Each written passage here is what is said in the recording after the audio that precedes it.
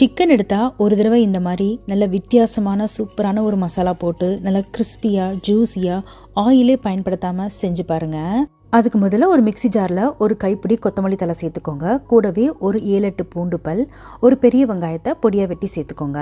அது கூடவே ஒரு சில மசாலா பொருட்கள்லாம் சேர்க்கணும். அது என்னென்னு டிஸ்கிரிப்ஷனில் கொடுக்குறேன். அதையும் இப்போ மிக்சி ஜாரில் சேர்த்து கூடவே ஒரு 1/2 டீஸ்பூன் அளவுக்கு காஷ்மீரி மிளகாய் தூள், கூடவே ஒரு எலுமிச்சம்பழத்தோட சாரை பிழிஞ்சு விட்டு நல்ல இந்த மாதிரி பேஸ்ட்டாக அரைச்சி எடுத்துக்கோங்க. இப்போ அந்த பேஸ்ட்டை நம்ம சிக்கனில் தடவ போகிறோம். நான் இன்றைக்கி ஒரு 7-8 துண்டு சிக்கன் விங்ஸ் எடுத்திருக்கேன். நீங்கள் சிக்கன் ட்ரம் ஸ்டிக் இல்லை முழு சிக்கனை கூட பொடியாக வெட்டி அதில் இந்த மசாலாவை தடவி விட்டுக்கோங்க. இப்போ அடுத்ததாக இதில் 1 டீஸ்பூன் அளவுக்கு அரிசி மாவு, 1 டீஸ்பூன் சோள மாவு சேர்த்து நல்லா பிசறி விட்டுக்கோங்க. இப்போ அது அப்படியே ஒரு 1/2 மணி நேரம் நல்லா மேரினேட் ஆக விட்டுருங்க. ஒரு ஃபுல் நைட் மேரினேட் ஆச்சுன்னா இன்னுமே டேஸ்ட்டு சூப்பராக இருக்கும்.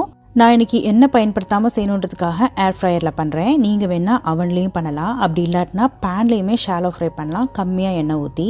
அவ்வளோதாங்க, சூப்பர் குவிக்காக நல்ல ஃப்ளேவர்ஃபுல்லான ஒரு சிக்கன் ஃப்ரை ரெடி ஆயிடுச்சு. அதுவும் எண்ணெயில் பொரிக்காமலே. நீங்களும் ட்ரை பண்ணி பார்த்துட்டு எப்படி இருந்துச்சுன்னு சொல்லுங்கள்.